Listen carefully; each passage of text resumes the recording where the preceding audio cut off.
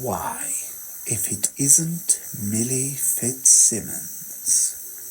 Silly Millie, chilly Millie, the ice-cold goth girl who's always dreaming of death. Am I right? I'm right here, silly Millie. Or maybe I should say, you're right here.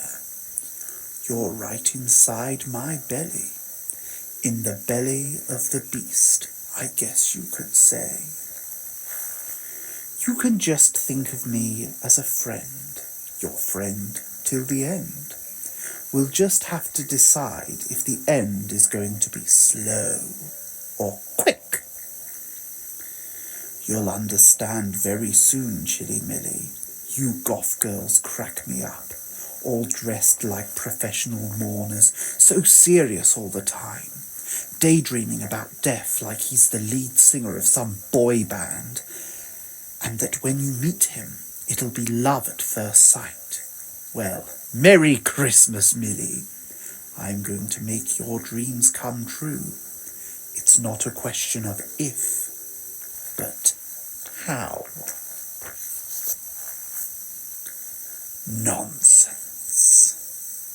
You're going to stay in here, all nice and cosy, while we work out how you're going to have your dream date with death. The choice is all yours, but it will be my pleasure to present you with some options. Options of how to die, exactly. You're catching on now, bright girl that you are.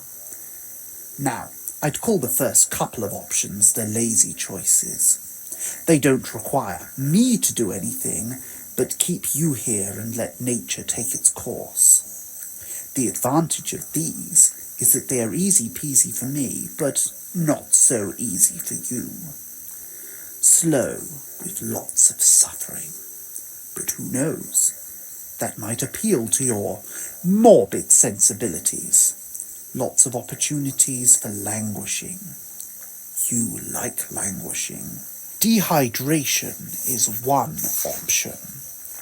No water at all, and you could start dying in as few as 3 days, or maybe as many as 7. You're young and healthy, so I'd put my money on it taking you a while. Depriving the body of water has fascinating effects. With no fluids coming in to filter and flush, the kidneys shut down and your body starts poisoning itself, making you sicker and sicker.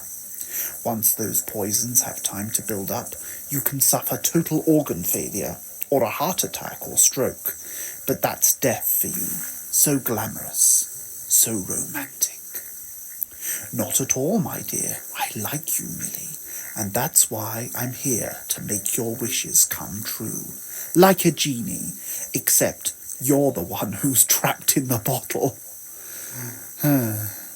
Starvation is another classic too, but that's a really slow-moving train. It takes weeks for the body to use up its stores of nutrition and break down all the proteins and turn on itself. It can take weeks. Some people have even lasted a couple of months. How? Scream all you want, lamb chop. It's soundproof. No one will hear you. And anyway, after a few days, you'll be too weak to scream. See, I had thought about freezing you to death too. I thought I could short out the power in here, so the space heater turns off and my metal body can get pretty cold. But I figured your grandpa would come in and notice the power was out in his precious workshop and would fix it right away. So freezing you to death is a no-go. Sorry if you had your heart on that one, sweet pea. Interesting that you should ask. There are a couple of reasons, actually. The first is quite simply that it is something to do. I sat in a salvage yard for ages before your grandpa found me and brought me here, where I've been sitting too. I'm bored out of my skull. Not that I have a literal skull, but you know what I mean. None so interesting. And plus, there's my second reason, which is that death is what you want.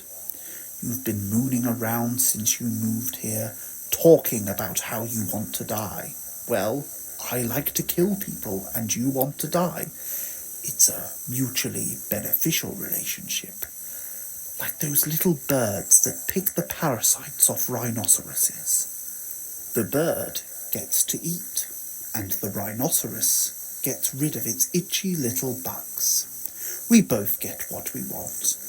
Win, win.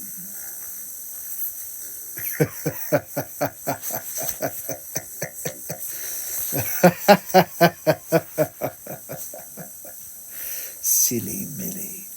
For someone who doesn't want to die, you sure spend a lot of time talking about it. But that's the way of things, isn't it? Talk is always easier than action. Oh, but that really takes action, doesn't it? Changing a life for the better, especially when the world is such a mean, rotten place. It's much easier and ultimately much more satisfying just to snuff it out. Which brings me to my second set of options, much more interesting ones. These are quick and easy for you for the most part, but they require a little more effort from me. I'm not complaining though. There's nothing I like more than a good challenge to relieve my boredom. Say, you like Dracula, don't you? Now, how would I do that with you in my belly, silly little girl? I know that you're a Dracula fan. The kids at school call you Dracula's daughter, don't they? Well, what you might not know is that the character of Dracula was inspired by a real person, a prince named Vlad Dracula, but he's better known by his nickname, Vlad the Impaler. Vlad killed thousands of his enemies, but his crowning achievement was creating a forest of the impaled.